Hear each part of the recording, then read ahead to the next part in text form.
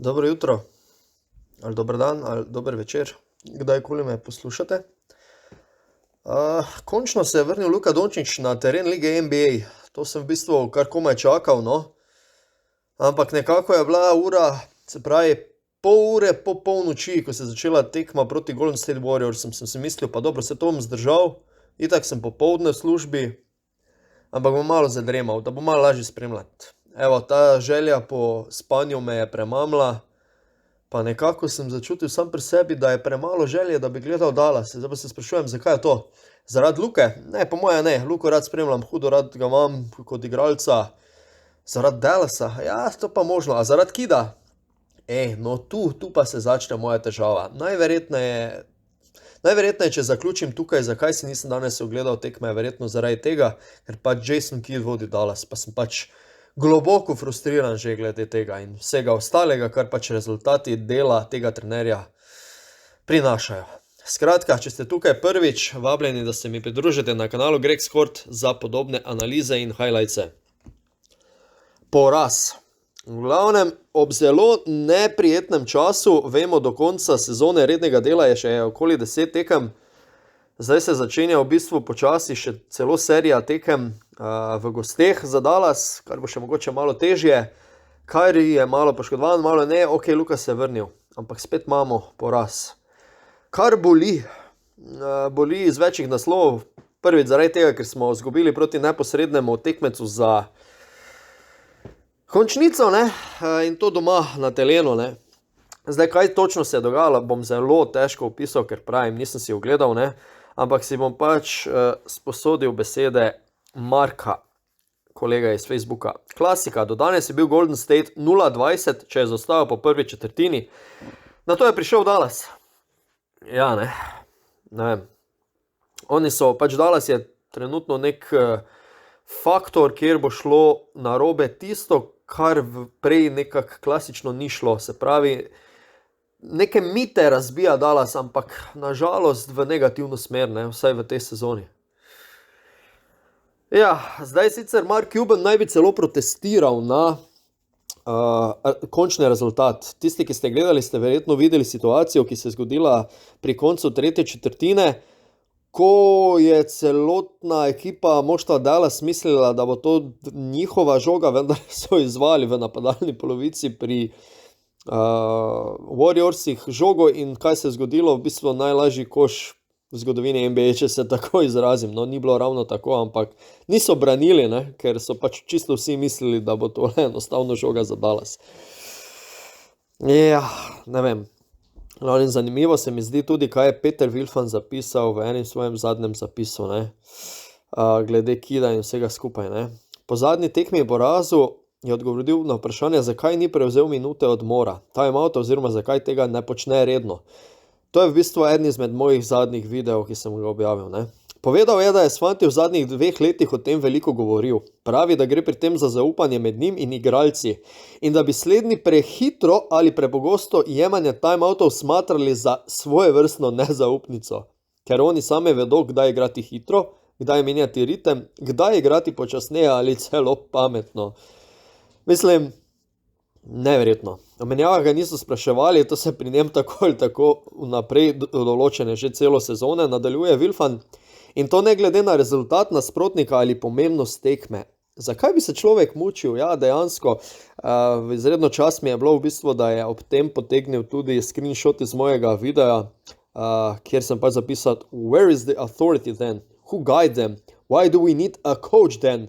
This is not common sense. Pač to so vsa vprašanja, ki sem si jih jaz zastavljal ob tem novinarskem vprašanju oziroma odgovoru Jasona Kida, odgovornega v bistvu za igro Dallasa, ne, kot trenerja tam, ne. Mislim, ob takšnih odgovorih se resnično vprašam, ali je res tako aroganten, da on dojema minute odmora drugače kot celoten širni košarkarski svet.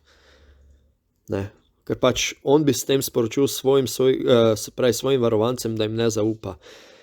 Ne, po mojem košarkarskem znanju, pa ne mojem, ampak marsikoga tudi Petra Wilfana, torej se timeout vzame, da se preseka določeno situacijo, nek slab run moštva, da malo umiriš ekipo, da jih daš nova navodila, podaš svoje videnje, kako bi to moralo izgledati, narišeš akcijo, se pogovoriš s soigralci, mogoče so oni celo med sabo, z pomočnikom trenerjem določajo naslednje igre oziroma naslednje pač igre, ja, v napadu in potem obrambne postavitve. Zdaj sem vam naštel 5 do 10 različnih opcij, ki jih lahko v timeoutu dogovoriš, zakaj se jemlje timeout, ampak ne. Po mnenju Jasona Kidda je pa to trenutek, ko igralci spoznajo, da jim njihov trener ne zaupa.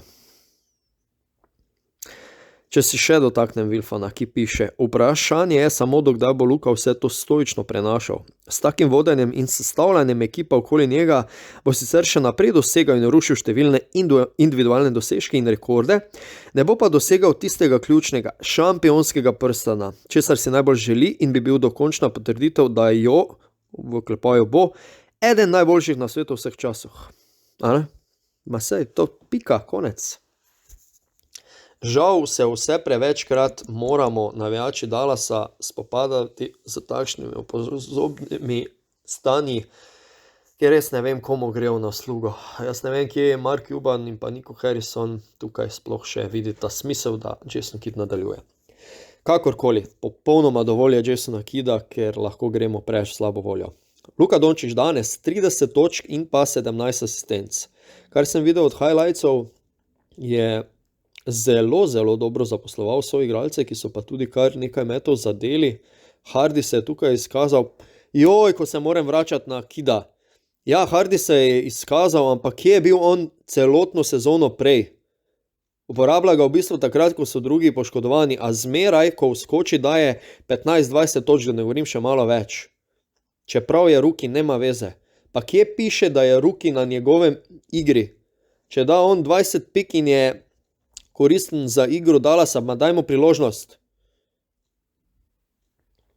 O tem je govoril prej, da so menjave, Wilfan, da so menjave pri Kiddu vnaprej določene.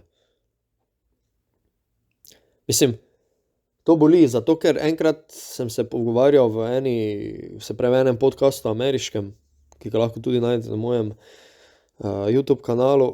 Jaz sem takrat izjavil, da zapravljajo generacijski talent, se pravi, Dallas izgublja čas z Luko in Luka hkrati z Dallasom. Če bo šlo tako naprej, dejansko se lahko pogovarjamo, da bo Luka Dončić eden izmed najboljših 5 košarkarjev lige NBA, morda ne bo videl končnice. Pa več razlogov je za to. Pa seveda, dajmo biti jasni tukaj, Luka ni brezmadežen. Ne? Govorili smo tudi o vsem pogovarjanju z sodniki, o slabem vračanju v obrambi, nasploh malo slabše igri v obrambi, ampak vse skupaj, ko damo na kocko, koliko on dejansko prispeva k ekipi, koliko boljšo dela ekipo in hkrati koliko jo majster na klopi dela slabšo, ne vem, težko mi je tole razumeti, sploh zaradi tega, ker imamo toliko odličnih nekdanjih košarkarskih organizatorjev igre, ki so danes, se pravi trenerji, ne vem, Tyronn Lue, Jasikevičius v Evropi, recimo, pa kaj bi našteval, Obradović prej, lejte, enostavno pač Kidd mogoče s svojim načinom razmišljanja, filozofijo košarkarske igre, pač ne sodi ali v ta sistem, ali pa nasploh za trenerja, saj nekih večjih uspehov prej v svoji karieri ni. Spet govorim o Kiddu, ampak enostavno frustracija meni izvira iz trenerja Jasona Kidda. Rad se spremljal Dallas 5 sezon zdaj, se pravi, ne vem, koliko je pač Luka v NBA-u in letos je pa to težko gledati. Resno je ogrožena končnica, kjer se pač konkreten basket komaj začne. Kaj pomenijo vsi trojni dvojčki, 30 točk statistike na tekmo, ne vem koliko asistenc, če se niti v končnico ne vrtiš. To je pač osnovni pogoj, bi moral biti pri vsaki ekipi, ki igra v ligi NBA, kaj šele, ki ima takšnega superzvezdnika v moštvu, ki se mu je pridružil še Kyrie Irving. Verjetno se je s tem namenil, da se uvrstijo v končnico oziroma da še kaj konkretnega celo tam jim uspe. Verjetno ne zaradi tega, da se je prišel malo igrati. Ne. Hkrati imaš tu Wooda, ki je prišel kot prva violina Houstona, o tem sem že tudi govoril, ampak seveda mu Powell jemlje minute, ker tudi tukaj je Jason Kidd izjavil, da je pač Powell prvi center in najboljši možen center. In da še imajo ne vem kakšno globino celo na... Ne vem, kako dolgo bo še Luka to prenašal. Tukaj res delim isto mnenje z Petrom Wilfonom. Sem že tokrat omenil, da ga izredno spoštujem kot košarkarja nekdanjega in zdajšnjega komentatorja, analitika in tako naprej. Luka, dobro premisli, kaj delaš, če slučajno letos ne pride do končnice. Kaj pa vi menite na situacijo o Kiddu, o Luki, o Dallasu nasploh? Spodaj je vaša možnost, da se razpišemo in pokomentiramo, ne? Še nekaj. Kmalu bomo posneli nov podcast Dribbling s kolegoma Žan-Luko in Blažem in pa Juretom na mešalni mizi. Vabljeni, da se tudi tukaj nekako vključite s samimi vprašanji. Vprašanja zbiram recimo lahko tudi tukaj, lahko na kakšna zasebna sporočila na socialnih omrežjih. Tako da vabljeni, bom tudi v opisu poslal pač, kje me najdete, ne? Oziroma nas najdete. Govorili bomo o NBA-u nasploh, mogoče malo manj o Dallasu, malo več okoli ostalega NBA, Morantu, Brooksu, nasploh vsem. Srečno, hvala še enkrat, da me spremljate. Če ste tukaj novi, lepo vabljeni, da se naročite na moj kanal Greg Skort. Do naslednjič, lepo vas pozdravljam. Gregor sem bil z vami.